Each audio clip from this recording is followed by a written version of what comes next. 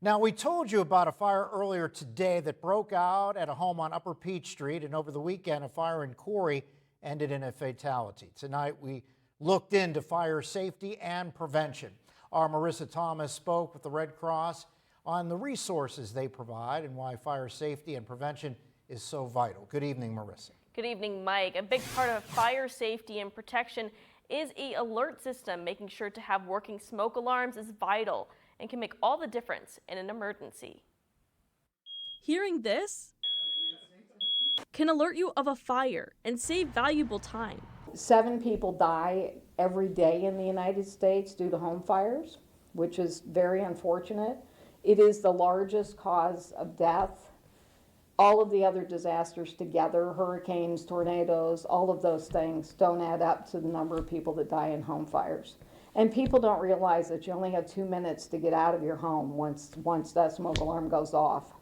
The American Red Cross offers programs that provide resources and share fire safety information. Our Sound the Alarm programs, which we do in different communities every year. And in that program, we not only install free smoke alarms, but we also talk to people about fire safety. Do they have working smoke alarms? If they don't, we install new ones with the 10-year lithium battery. For battery-operated smoke alarms, the recommendation is to change out the batteries during daylight savings and to check them monthly. Another smoke alarm option is an interconnected smoke alarm, which can alert you of a fire sooner. As an electrician, I install in homes interconnected hardwired smoke detectors. There's wires that go from every single fire alarm, just like in a school.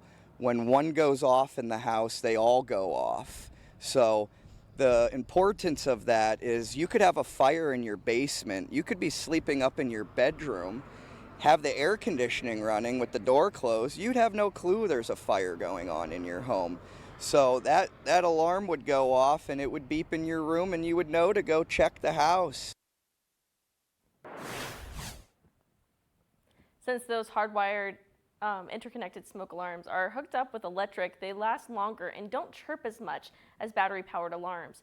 They also have to be installed by an electrician. To see more fire safety tips, you can head to our website at erienewsnow.com and click on the link to the Red Cross's Home Fire Safety webpage. Live in the studio, Marissa Thomas, Erie News Now.